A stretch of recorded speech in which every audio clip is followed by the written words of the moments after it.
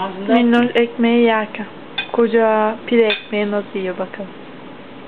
Ne bakıyorsun buraya Manu?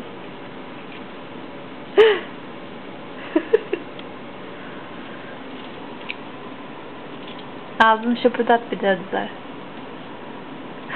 Harbiden yiyor. Kuş gibi yeme. Ya. Eşek. Hay. Bak ekmeği yere düşürdün Zara.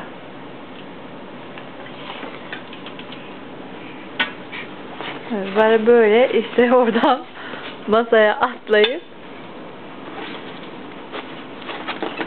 annesi de böyle korumaya alıyor. Zara ne yapıyorsun Zara? Bir bak bir bak. Ay eşeği eşek. Ekmeği uzanmaya çalışıyor.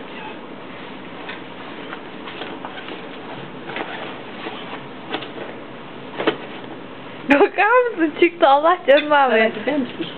Vay maymun vay. Yayını kesiyoruz burada. Zara suyu döktü. Eşek.